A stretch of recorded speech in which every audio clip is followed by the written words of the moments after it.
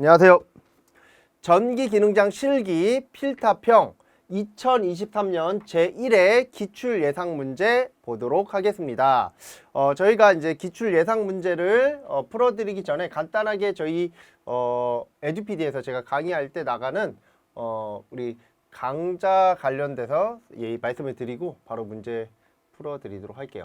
자, 저희 전기기능장 실기 필타평은 제가 이제 교재를 만들 때 이렇게 6개 장으로 만들어 놨습니다. 그래서 그게 이제 요 책 한 권에 다 들어가 있고, 책이 되게 얇아요. 아마 이제 출판사 이제 어디 문고 같은 데 가가지고 교보문고라든가 이제 뭐 하여튼 서점 가가지고서 책 골라보시면 실기 필타평인데 이렇게 두꺼운 책이 있어요. 그거는 다 뭐냐면 기사, 산업기사 내용 정리된 거를 그 약간 기능장 관련도만 좀 갖다 붙여가지고서 만든 책, 그런 형태다라고 생각하시면 돼요. 그래서 실제 기능장을 시험을 한 번이라도 보신 분들은 아시겠지만은 이러한 필타평을 준비할 수 있는 시간적인 여유가 만만치가 않아요. 거의 한 2주 정도, 길면 3주 정도, 그 정도 보시는데 이렇게 두꺼운 책은 아예 뭐 쳐다도 못 봅니다. 제가 볼 때는. 저도 뭐 기능장 준비할 때 뭐 필타평 어떻게 나올지 모르기 때문에 이렇게 두꺼운 책 봐야 된다. 근데 이게 현실적으로 불가능해요. 그래서 좀 얇게 만들었어요. 그래서 이 안에 내용 정리하고, 그 다음에 시험에 잘 나오는 쪽집게 문제 100문항하고, 그 다음에 기출문제, 실제 지금 그 출제했던 기출문제랑, 그 다음에 이제 모의고사라고 해서 기출 예상 문제 이런 것들 좀 수록해 놨고요. 이러한 내용들, 특히나 이제 기출문제랑 기출 뭐 예상 문제, 뭐 모의고사라고 하죠. 이러한 것들은 계속 저희가 매년 업그레이드를 합니다. 그래서 그런 업그레이드 된 내용들은 저희가 이제 카페라든가 제 전설란 카페라든가 아니면 저희 에듀피디 강좌를 수강하시면 그 업그레이드 된 내용들을 그냥 그대로 서비스를 받을 수 있고, 자료는 뭐 제가 카페 같은 데 그냥 올려놓습니다. 그래서 필요로 하신 분들은 출력하셔서 공부하시면 될 겁니다. 자, 우선은 이러한 기능장 필타평을 하기 위해서 이렇게 6개 장 요 내용 정리를 간단하게 한 일주일에 걸쳐서 내용 정리를 간단하게 하시고요. 일주일에 걸쳐서 문제풀이를 간단하게 하고 시험장 간다. 그래서 2주 코스로 공부를 하는 게 제가 볼 때 가장 좋다라고 얘기를 하고요. 여기서 이제 좀 빠져있는 게 몇 가지가 있어요. 아무래도 내용을 많이 줄이다 보니까. 그래서 그러한 부분들은 시험이 나오는 그러한 배경을 기준으로 해서, 이게 이제 필타평이 생긴 지가 얼마 안 됐습니다. 그러다 보니까 기출문제가 거의 없어요.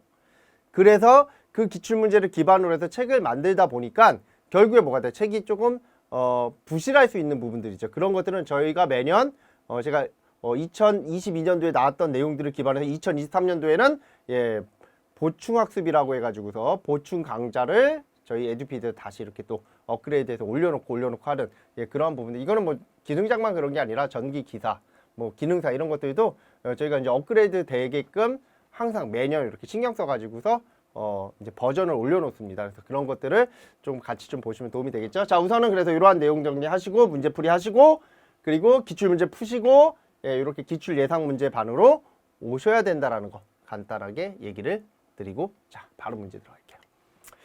자, 문제를 보시면 답안 작성 및 채점 방법이라고 해서 계산 문제 풀이 및 답란 작성 시 수험자 유의사항이 있습니다. 이거는 이제 시험장 가시면 가장 먼저 보시게 될 내용이다라고 생각하시면 돼요. 실제 시험장 가시면 이러한 유의사항을 읽어보시라고 시간을 드려요. 아시겠죠? 그래서 한번 볼게요. 계산 문제는 반드시 계산 과정과 답란의 계산 과정과 답을 정확하게 기재해야 된다. 계산 과정이 틀리거나 없는 경우, 계산 과정이 틀리거나 없는 경우 0점 처리된다. 그래서 계산 과정과 답 이렇게 적혀 있는 경우에는 계산 과정이 들어가야 되고요. 만약에 답만 있다, 그때는 계산 과정이 들어가지 않아도 무방합니다. 특히나 이제 논리회로 같은 경우에 우리가 이제 논리회로를 제가 부일대스라든가 드모르간의 정리를 이용해서 얘를 정리하는 경우가 있고요. 또는 카르노도를 이용해서 정리하는 이 두 가지 방법이 있기 때문에 그러한 경우에는 풀이라는 게 없어요. 그러니까 즉 계산 과정이 없어요. 그래서 그때는 답만 제대로 잘 작성해 주시면 되고요. 자, 그 다음에 계산 문제는 최종 결과값에서 소수점, 자, 소수점 셋째 자리에서 반올림을 하여, 자, 반올림은 5 이상. 5 이상은 뭐 하는 거야? 반올림은 올려버리는 거죠. 그래서 만약에 7.246이다. 그러면 소수점 셋째 자리, 여기에서 반올림을 해서 얘는 7.25로 적어라 라는 거죠. 그래서 어디까지? 소수점 두째 자리까지 구하라 라고 되어 있고요. 개별 문제에서 소수 처리에 대한 요구사항이 있는 경우에는 그 요구사항에 따라야 합니다. 자, 3번. 이거는 뭐냐면 소수점 첫째 자리까지 구해라 그러면 소수점 첫째 자리까지 구해주시면 돼요. 두째 자리가 원칙이지만 요구사항이 첫째 자리 그러면 첫째 자리까지 하시면 돼요. 자, 단위가 없으면 오답으로 처리됩니다 라고 되어 있죠. 단 문제 요구사항에 단위가 주어졌을 경우에는 생략한다. 뭐 이렇게 몇 킬로와트인가 이렇게 물어봤어요.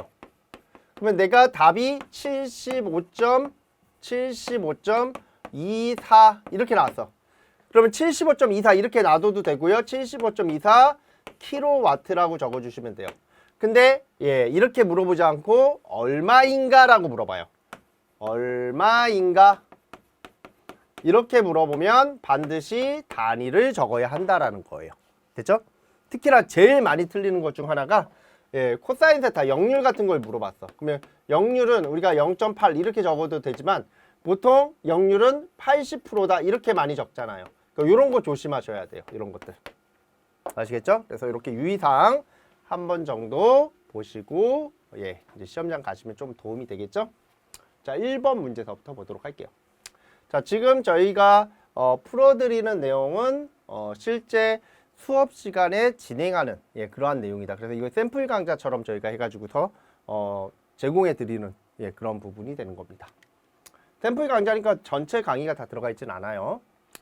자, 옥내 배선 공사의 방법에 의한 아래 물음에 답하시오. 1번. 다음은 전선관의 굵기 선정과 관련되어 있는 내용이다. 각 물음의 가로 안에 알맞은 답을 하시오라고 되어 있습니다. 자, 읽어볼게요. 굵기가 같은 전선, 절연전선을 굵기가 같은 절연전선. 자, 이거를 우리는 동일 굵기라고 할게요. 동일 굵기. 동일 굵기 전선. 있고 자 이럴 경우에는 관의 굵기는 관의 굵기를 우리가 정하는 거죠. 전선의 피복의 절연물을 포함한 단면적의 총합계가 관내의 단면적의 몇 프로? 자, 이렇게 관이 있어요. 이렇게 관이 있을 때 이게 뭐다? 전선관이죠. 이렇게 전선관이 있습니다. 이 전선관이 있을 때 만약에 동일 굵기다 그러면 얘는 48%까지 이게 몇 프로? 48%까지 할 수 있고 만약에 굵기가 다른 전선 다른 굵기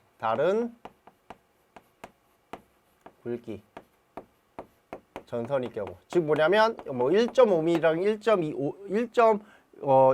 1.5mm 그리고 2mm 전선이 막 혼합되어 있어. 뭐 2.5mm 전선이 막 혼합되어 있어. 이럴 경우에는 전선관이 있으면 이 전선관의 몇 프로까지? 32%까지. 32%까지를 채우게 돼 있다라는 거예요. 그래서 요거 시험 문제로 출제가 잘 돼서 꼭 기억을 해달라고 하죠. 그래서 4832 외워주십시오라고 저희가 항상 주문했던 내용이고요. 자, 그 다음. 자, 금속 덕트의 전선의 단면의 합계는 다음 같은 각 경우에 대하여 덕트 내부의 몇 프로 이하이어야 하는가. 자, 이번에는 뭐냐면 덕트입니다. 그러면 덕트는 이거 아니에요? 덕트는 이렇게 막혀 있는 거예요.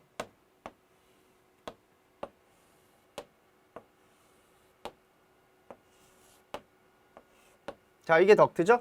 자, 이렇게 덕트가 됐을 때 자, 일반적인 경우 자, 이게 이제 뭐냐면 전력선이라고 보시면 돼요. 전력선 또는 동력선이라고 보시면 돼요. 주회로선이라고 보시면 되고 자, 그래서 얘는 몇 프로까지? 일반적인 경우에는 20%만 담게 돼 있어요. 이렇게 20% 이 덕트의 단면적의 20%까지만 넣게 돼 있다. 그래서 일반적인 경우 전력선인 경우에는 20%. 근데 만약에 제어회로만 넣는 경우 제어회로 자, 일반적으로 제어회로는 우리 전력선과 같이 발열이 심하지 않잖아요. 제어회로는. 그래서 몇 프로? 제어회로는 50%까지 넣을 수 있다. 그래서 출퇴근 표시장치 및 제어회로는 50%까지 배선을 넣을 수 있다. 이러한 문제들 최근에 출제가 됐었죠. 그래서 제가 기출 예상 문제로 넣어놨습니다. 그래서 20%, 50% 이렇게 정리하시면 돼요. 가장 기본적인 거죠. 그래서 이런 게 이제 기능장 문제로 출제가 됐고, 자, 이런 게 왜 나왔는지 이해를 하셔야 되죠. 왜 나온 겁니까?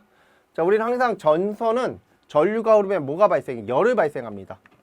그러면 그 열이 전선관 내에 뭐가 돼 있어요? 계속 누적이 되면 전선관 내부에서 뭐가 일어나? 화재가 일어날 수도 있어요. 아시겠죠? 그래서 그런 부분들을 사전에 방지하기 위해서 법적으로 허용 전류 이하의 허용 전류라는 거는 그 전선이 흐를 수 있는 최고의 전류를 말하는 거죠. 그 최고의 전류는 그 전선의 절연체가 뭐가 되지 않는, 소손되지 않는, 즉 절연의 내력을 그대로 유지할 수 있는 상태의 최고 전류를 말하는 겁니다. 그러니까 그거를 뭐하게 훼손하지 않기 위해서 일정 수준에 대한 빈 공간을 둬야 된다라는 거예요. 이해가 되십니까? 예, 그래서 그러한 내용으로 문제가 나왔습니다. 자, 2번 다음 회로를 이용하여 각 질문에 답하시오. 자, 지금 같은 회로가 나왔습니다. 자, 첫 번째 그림 같은 회로의 명칭을 써라. 그리고 논리식을 쓰시오. 자, 우선은 자, 그림을 보고 논리식을 한번 적어 볼게요. 자, 요게 출력이야. 요거는 우선 보지 마. 예, 그래서 x 뭐 가로 열고 l이라고 적어도 되죠. 자, 요거 뭡니까? a죠. 요거는 b 바죠. 두 개가 직렬이죠. 예, 논리 곱이죠. 그러면 a 도트 예, b 바. 자, 그래서 우리가 이러한 도트, 요 도트를 뭐라고 한다? 바로 논리 곱 엔드 회로라고 하고, 예, 요거를 우리는 직렬 회로로 잡죠. 그리고 요 위에 요게 붙으면 요건 뭐야? 예, 부정이죠, 부정. 부정에 대한 개념이 되죠. 그래서 이렇게 좀 정리하시면 되고, 자, 얘와 얘가 무슨 연결이야? 병렬이죠. 그러면 병렬은 뭐로? 플러스로. 그래서 자, 얘가 의미하는 바가 뭐다? 얘가 의미하는 바가 예, 병렬. 그래서 논리합입니다. 논리합. 그래서 논리합을 무슨 회로라고 해요? 오화 회로라고 합니다. 그래서 항상 얘는 병렬이 되죠. 이런 것들 잘 알아두셔야 돼요. 자, 그 다음에 A바 B, A바 그리고 B. 자, 이런 회로를 뭐라고 해요? 예, 베타적 논리의 합이다. 익스클루시브 오화 회로다 라고 표현을 하죠. 그래서 요거 잠깐 보고 넘어갈게요. 자, 요거 시험 문제로 굉장히 잘 나오기 때문에 반드시 다 모든 거 다 기억하셔야 돼요. 자, 베타적 논리합 익스클루시브 오화 회로라고 하고, 뭐 우리가 표시로는 XOR, 그래서 이렇게 표현하고요. 자, 동작사항은 두 입력 상태가 다를 때만 출력이 발생한다. 즉 같이 누르지 않거나 같이 누를 경우에는 출력이 발생하지 않아. 그래서 베타적 논리의 합이라는 거예요. 베타적, 서로 달랐을 때 출력이 나온다라는 뜻입니다. 자, 그래서 그때 논리기호는, 논리식은 이렇게 표현할 수가 있죠. 예, 그래서 얘를 다시 이렇게도 표현할 수 있다라는 거죠. A에 이런 식으로 표현할 수 있다라는 거예요. 됐습니까? 그리고 논리기호는 자, 지금처럼 요거 외우셔야 돼요. 요거 그림 시험 문제 되게 잘 나와요. 우리 기능장에서.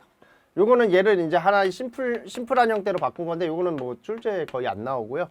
얘를 알고 계셔야 돼요. 그래서 얘는 그릴 때 어떻게 그리냐면 A가 있고 여기 엔드가 있고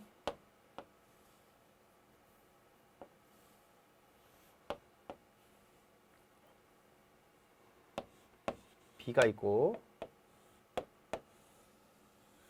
자, 우선은 요 A로부터 이렇게 하나가 가고, 우선은 요 B로부터 이렇게 하나가 가요. 됐죠? 예, 그리고 여기에서 이제 요게 요거고 요게 요겁니다. 얘네 두 개가 가야 되는 거예요. 그러면 요 부분이 중요해요. 그래서 여기에서 따져서 이렇게 그림은 이렇게 그리셔도 되고요. 저처럼 이렇게 그리셔도 상관없어요. 자, 이게 낫 심볼이죠. 예, 그리고 얘도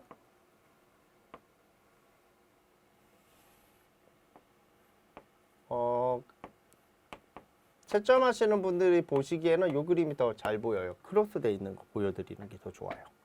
그리고 자, 얘가 뭐 오화가 돼야 돼. 오화는 이렇게 된 게 오화죠. 그러면 여기가 X 또는 L이라고 적어 놓으면 돼요. 그러면 여기 하나가 이렇게 가고 여기 하나가 이렇게 가면 돼요. 이렇게 그리셔도 상관없어요.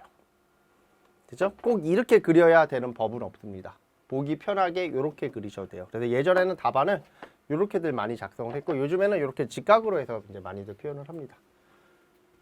자, 이렇게 같이 보시면 되고 그 다음에 유접점 회로와 타임 차트를 간단하게 이제 설명을 하고 있습니다. 그래서 유접점 회로는 방금 우리가 봤던 회로 있죠? 그 회로가 바로 배타적 논리의 유접점 회로가 되는 거고요. 자, 요게 유접점이죠. 접점이 보인다 해서 유접점이고 얘는 접점이 보이지 없죠. 접점이라는 개념이 없죠. 이거를 로직 또는 무접점 회로라고 합니다. 자, 그 다음에 얘에 대한 동작을 한눈에 볼 수 있는 타임 차트라는 게 있어요. 시간에 대한 차트다라는 뜻이죠. 그래서 자, A를 눌렀을 때, 자, 여기가 A를 눌렀을 때입니다. 자, 이렇게가 A를 눌렀을 때. 자, A를 눌렀을 때, 그리고 B를 눌렀을 때. 여기가 B를 눌렀을 때. 그래서 A하고 B가 이렇게 같이 겹쳐지는 이 부분에서는 출력이 안 나와요. 바로 이 부분에서는 출력이 안 나와. 근데 A하고 B가 겹쳐지지 않은 이 부분에선 뭐가 나와? 출력이 나와요. 그래서 이거를 배타적 논리합이다. 그래서 진리표 보시면 자, 빵빵빵일 때, 빵빵일 때는 빵, 즉 결과가 안 나오고 0, 1, 1, 0일 때는 1, 1 이렇게 결과가 나오고 1, 1일 때는 뭐다? 0이 나온다. 그래서 이런 것들 조금 잘 기억을 하셔야 돼요. 그래서 요게 이제 만약에 필기 때 좀 잘 보시고 오셨다. 그러면 실기 때도 꽤 쉬웠을 겁니다. 아무것도 아닌 내용이거든요. 그러니까 필기를 준비하셨던 분들이 실기를 잘할 수밖에 없는 부분들이 좀 있어요. 그래서 이러한 부분들 잘 기억하셔서 답을 작성해 주시면 1번. 자, 그림과 같은 회로의 명칭을 써라 보다 배타적 논리의 합이다. 자, 2번 논리식을 써라. 예, 지금처럼 이렇게 적어주시면 되고요. 보통은 요 앞에 거를 적어주시면 돼요. 뒤에 거는 잘 안 쓰니까. 자, 무접점 논리 회로를 그려라. 방금 그렸던 거. 예, 그려주시면 돼요. 됐죠? 이미 답은 제가 다 설명을 드렸던 부분들이라서 이렇게 좀 정리를 하시면 되고요. 자, 그 다음에 3번 직류 송전 방식을 교류 송전 방식과 비교하여 그 장점과 단점을 각각 3가지만을 쓰시오 라고 되어 있습니다. 자, 3번 문제죠. 이런 것들도 우리 쪽에 나올 때 됐죠. 자, 우리 직류. 자, 직류는 뭐가 없어요? 주파수가 제로입니다. 주파수가 제로라는 건 주파수에 의한 함수 LC에 대한 부분들이 존재하지 않는다라는 거죠. LC가 존재하지 않으면 뭐가 코사인 세타, 역률이라는 개념도 1로서 그 존재의 의미가 사라지게 돼 있죠. 그리고 우리 전력 손실 PL은 전압의 자승에 반비례하고 역률의 자승에 반비례하고 송전 전력과 비례하며 그리고 정 R과 비례 관계를 갖고 있습니다. 그러면 여기에서 이제 우리는 뭐를 얻을 수 있다? 바로 전력 손실은 뭐에 반비례하게 돼 있다? 역률의 제곱에 반비례하게 돼 있다. 그래서 지금처럼 역률이 1이 되면 전력 손실은 뭐가 돼? 역률이 1일 때가 뭐가 되는 거야? 최대잖아요, 최대. 그러니까 뭐가 돼? 손실이 뭐가 돼? 최소가 되겠죠. 그래서 전력 손실이, 직류는 전력 손실이 뭐가 돼? 감소하고 전력 손실이 감소하니까 뭐가 돼? 출력은 증가하겠죠. 자, 왜냐면 우리 결국에는 뭐가 되는 거야? 우리 손실이 줄면은 뭐가 커지는 거야? 전력에 대한 송전 전력에 대한 값이 더 커지겠죠. 그죠? 그런 개념으로 해석을 하시면 돼요. 자, 그래서 가장 큰 장점은 뭐다? 첫 번째 뭐야?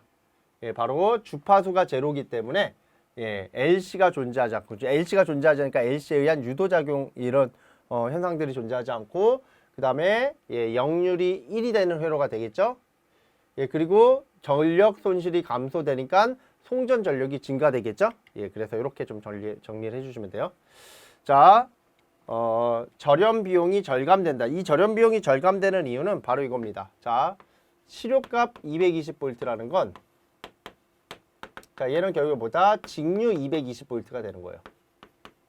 근데 우리가 교류 시료값 220V는 결국에 최대값 220 루트 2배의 요 전압으로 뭐를 해야 돼? 절연을 해야 되죠.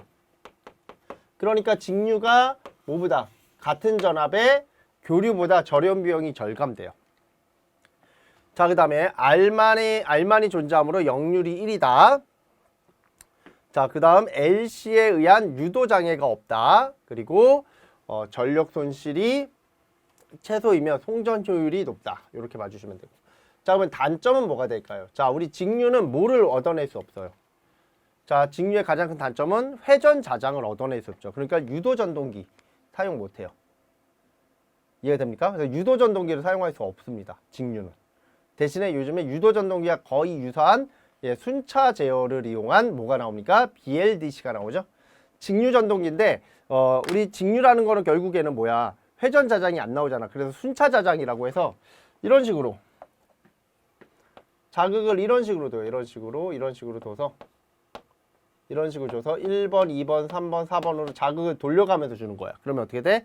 회전 자장이 일어나는 현상과 동일한 거죠. 이걸 순차 자장이라고 하는데 이런 순차 자장을 이용해서 BLDC를 만들어냈고 그 BLDC가 오늘날에는 3D 프린팅이라든가 드론이라든가 아니면 이제 우리 청소기라든가 헤어드라이기 하여튼 소형 전동기의 모든 분야에 이제 다 쓰여지고 있어요.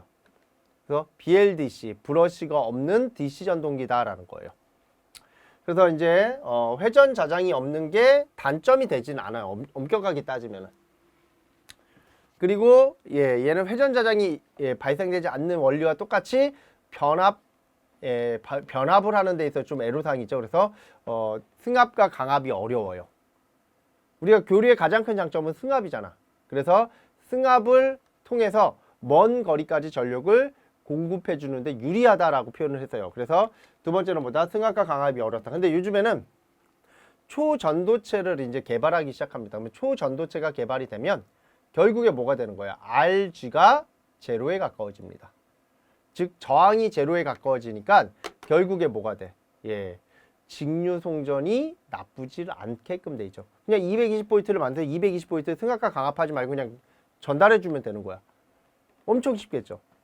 그래서 이런 것들도 이제 앞으로는 큰 의미를 갖고 있지 않고, 자, 그 다음에 직류 교류 변환 장치가 필요하며 기기값이 고가다. 이거는 왜 그러냐면 직류를 송전하기 위해선 기존의 교류 인프라를 바꿔야 돼요. 직류로. 그러니까 그 바꾸는 과정이 필요하겠죠. 그래서 별도의 변압기도 있어야 되고 별도의 뭡니까? 컨버터, 인버터, 그리고 그때 발생되는 노이즈 필터, 이런 것들이 전력 용량이 커지면 커질수록 굉장히 고가로 바뀝니다. 그러다 보니까 기기값이 고가이다라고 되어 있어요. 그러니까 이런 게 이제 저는 그래요. 이게 직류로 세상이 바뀌는 순간 이러한 내용들은 별로 의미가 없어져요. 그리고 직류의 또 가장 대표적인 게 이제 태양광 발전이잖아요. 태양광 발전이 앞으로는 훨씬 더 많이, 지금의 제가 볼 때 한 100배 정도 상용화가 되지 않을까. 그러면 태양광 발전과 그 다음에 이제 연료전지, 흔히 말하는 수소 에너지를 활용해서 자가 발전을 하면 다 뭐다? 직류가 되는 겁니다. 그래서 직류로 모든 게 다 바뀌어도 큰 문제가 되지 않는 그러한 부분이 되고, 그리고 송전이라는 개념들이 많이 축소가 될 가능성이 커요. 저는 그렇게 생각을 해요. 송전이라는 개념들이 많이 축소가 되고 모든 에너지는 자가 공급될 수 있는 형태로 변화가 있을 가능성이 크다. 저는 그렇게 생각을 하고 있습니다. 그래서 앞으로의 미래에는 태양광 발전과 그 다음에 연료전지, 수소 에너지를 활용한 콜라보레이션, 그리고 뭐 그 외적인 에너지가 있다면 그 외적인 에너지 사용하면 되는데, 그래서 내가 집에서 전력을 뭐해서 만들어서 내가 사용하는 거야. 그리고 나서 만약에 부족해, 그러면 한전으로부터 고가의 전력을 구입하는 거예요. 이런 식으로 바뀔 가능성이 커요. 그러니까 한전이 송전에 대한 인프라를 줄인다라는 거는 기존에는 한전으로부터 전력을 공급받는 게 무조건이었잖아요. 근데 앞으로는 선택권이 되는 거예요. 내가 한전하고 이제 계약을 했을 때 나는 전기를 많이 사용하지 않아, 한전으로부터. 그러면 전기를 많이 사용하지 않는다라는 건 전기를 안 쓰겠다라는 게 아니야. 대신에 나는 자가 발전기를 운영하고 있어. 그거를 이용해서 나는 발전을 하고, 그리고 나서 만약에 모자라는 전력이 존재한다. 그러면 그거는 한전으로부터 공급받되 일정 수준에 대한 비용을 내야 되겠죠. 아니면은 반대로 내가 한전 측으로 전력을 공급해 줄 수도 있는데, 이제 개별 발전이 많아지면 공급이라는 개념들이 제가 볼 때는 큰 의미가 없어질 것 같아요. 저장이라는 개념으로 바뀌어야 된다라는 거죠. 그래서 한전 측에서는 만일의 사태를 대비해서 그냥 대기하고 있는 대기조 같은 개념이 되는 거고, 모든 에너지는 보다 자가 발전, 자급자족 형태로 바뀌어가는 거예요. 예, 그러면 한전에 대한 입지는 좀 많이 적어집니다. 제가 볼 때 그런 인프라를 빨리 앞으로는 구성을 해야 되지 않을까라는 게 제 생각이기도 해요. 하여튼 뭐 그러한 내용들이 관련돼서 이제 된다라는 거죠. 그러면 결국엔 뭐다 직류를 그냥 그대로 쓰는 게 훨씬 더 효율적일 수 있다라는 거예요. 교류가 아니라 직류를 그냥 그대로 쓰는 게 훨씬 더 효율적일 수 있다. 예, 제 생각은 그래요. 자, 그다음에 4번 전력 퓨즈의 장단점을 각각 쓰죠. 항상 전력 퓨즈가 나오면 차단 장치, 우리 CB 서킷 브레이커 차단기와 비교하셔서 보셔야 돼요. 자, 우리가 전류 차단기는 과전류를 제거합니다. 과전류를 차단합니다. 그럼 이 과전류는 두 가지가 있어요. 첫 번째 뭐가 있어요? 고장전류가 있어요. 이렇게 좀 정리를 한번 하셔야 돼요. 고장전류 그리고 단락전류가 되겠죠. 가장 대표적인 게 이제 단락전류가 되고요. 고장전류는. 그 다음에 두 번째는 뭐가 있다? 예, 과부하 전류가 있어요. 그래서 고장전류와 과부하 전류를 합쳐서 과전류라고 합니다. 그래서 차단기는 이 두 가지를 같이 차단해 줄 수 있어요. 그래서 얘는 개폐기로서의 특징도 갖고 있죠. 개폐 장치의 특징도 갖고 있어요. 스위치 역할도 한다라는 거죠. 자, 반면에 전력용 퓨즈, PF 전력 퓨즈죠. 전력 퓨즈는 뭐를 차단할 수 없어? 과부하 전류를 차단할 수 없어요. 그래서 고장 전류만 차단해야 돼요. 요게 차이점이에요. 요거를 먼저 머릿속에서 기준을 딱 잡아 놓으셔야 돼요. 그러면 이 전력 퓨즈에 대한 장점과 단점은 뭐를 기준해서? 차단기를 기준으로 해서 정리가 돼야 돼요. 자, 우리가 이제 퓨즈보다는 차단기를 많이 사용하는 이유는 퓨즈보다는 차단기가 더 합리적이다라는 거죠. 그러면 어떤 부분에 대하여 합리적일까요? 바로 퓨즈는 한번 용단되면 퓨즈 통을 다 갈아야 돼요. 퓨즈를 갈아야 돼, 아예. 즉, 제수가 없으면 계속 용단되는 거예요. 제수가 없으면 갈아놨더니 용단, 갈아놨더니 용단 이렇게 되는 거예요. 그래서 이런 것들이 어떻게 보면 싼 것 같아요. 처음엔 싸다라고 해서 뭐 장착할 수 있는 공간도 좁고 장착도 너무 쉽고 가격도 저렴해. 그래서 퓨즈를 달아놨더니 조금만 무슨 일만 생기면 휴지가 계속 나가는 거예요. 그러면 어떻게 돼? 휴지를 계속 갈아야 되면 그거에 대한 비용이 훨씬 더 많이 들겠죠. 그래서 차단기의 가장 큰 그 장점은 바로 보다 재투입이 가능한 거예요. 그러면 그놈의 반대가 퓨즈의 단점이 될 거 아닙니까? 퓨즈의 단점 뭐야? 재투입이 안 되는 거예요. 그래서 한번 용단되면 그 퓨즈는 끝난 거야. 갈아야 돼요. 교체 작업을 해야 돼요. 아시겠죠? 그래서 교체 작업할 때도 굉장히 까다롭습니다. 이게 특고압이면 엄청 머리가 아파요. 차단기는 내려갔어? 그러면 문제 있는지 보고 다시 올리면 돼. 그죠? 예, 다시 트립되면 다시 우리가 투입을 시키면 되는데 퓨즈는 그렇지 않아요. 그래서 퓨즈의 가장 큰 장점은 고속 차단이 가능하고 그 다음에 소형이지만 우리 고장을 할 수 있는 고장 전류에 대한 값이 커요. 그래서 용량이 크다. 예, 이런 게 장점이 돼요. 자, 그래서 장점으로는 고속도 차단을 할 수 있다. 소형 경량이며 차단 용량이 커요. 그리고 한류형 퓨즈를 차단 시 무소음 무방출이 되고 릴레이나 변성기가 별도로 필요하지 않아. 이런 게 장점이에요. 이 릴레이라든가 변성기가 필요 없죠. 차단기는 항상 이 릴레이랑 변성기가 항상 옆에 이제 같이 다녀야 되는 거예요. 즉 뭐냐면 항공모함이 있으면 그 옆에 이제 스키다시 애들이 이렇게 붙듯이 차단기가 있으면 이 차단기에 정확한 데이터를 주기 위해서 여러 가지 장치들이 와야 되는 거예요. 이런 단점이 있어요. 그리고 유지 보수가 간단하다. 그리고 정전 용량이 적다. 단점으로는 재투입이 불가능하다. 과도 전류. 자, 이 과도 전류라는 게 뭐냐면 우리 기동시 기동전류다라고 보시면 돼요. 우리 기동시에는 움직이지 않은 전동기를 뭐 해야 돼요? 움직이게 만들기 위해서 기동시 기동전류 엄청 커지죠. 그때의 전류를 우리는 일종의 과도 전류 잡고 그 과도 전류에 의하여 뭐 할 수 있다? 용단될 수 있다. 그래서 과부하 전류에 용단될 수 있는 특징을 갖고 있어요. 그래서 차단 시 과전압이 발생할 수 있으며 동작 시간과 전류 특성 조정이 쉽지 않다. 이러한 단점도 있습니다. 그래서 요거를 적어주시면 되겠죠. 그래서 장점으로는 고속도 차단이 가능하다. 소형 경량이며 차단 능력이 크다. 릴레이나 변성기가 필요 없다. 자, 전력 퓨즈의 단점은 재투입이 불가능하다. 차단 시 과전원이 발생한다. 순간적인 과도 전류에 용단되기 쉽다. 이렇게 좀 정리해 주시면 돼요. 순간적인 과도 전류라는 거는 기동시 기동 전류를 말하는 거예요. 이렇게 생각하시면 돼요. 기동시 기동 전류가 순간적으로 팍 튀면 그때 퓨즈가 용단될 수 있어요. 순간적으로. 아시겠죠? 자, 그 다음에 5번. 자, 얘는 뭐냐면 설비 불평형률에 대한 문제입니다. 이러한 설비 불평형률은 실제 기능장 문제로 엄청 잘 나오죠. 그래서 좀 잘해 두실 필요가 있어요. 그래서 부하 설비의 그림과 같을 때 설비 불평형률은 몇 프로인가 라고 되어 있죠. 자, 우선 설비 불평형률에 대한 식을 간단하게 설명해 드릴게요. 자, 설비 불평형률은 말 그대로 이게 설비가 A 지역과 B 지역이 서로 설비가 같으면 어떻게 돼요?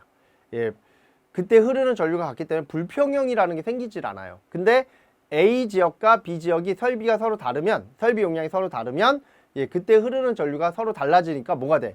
불평형이 생기고요. 그 불평형은 일정 수준 안에 범위 안에 들어야 된다라는 거죠. 그래서 단상 3선식은 몇 프로 안에?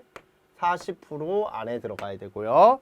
그리고 지금 우리 말했던 3상 3선식과 3상 4선식은 몇 프로? 30% 이내에 들어가야 된다. 이하에 들어가야 된다라는 거죠.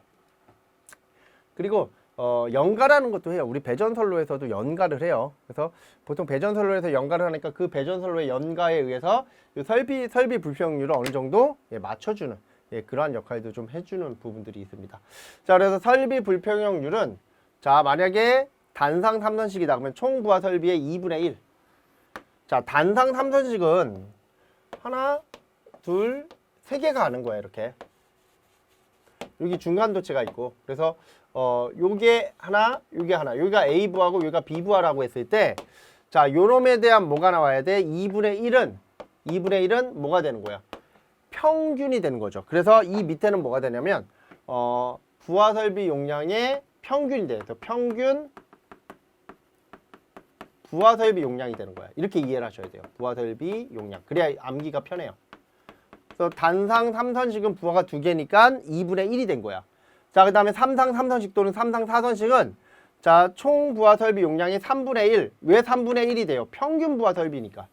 평균 부하 설비 용량이니까 이번에는 3상이니까 3개일 거 아니에요. 3개. 그러니까 3개니까 3분의 1로 나눠줘야 평균이 나오는 거예요. 그리고 요 위에 보시면 얘는 단상 부하의 최대에서 최소의 차.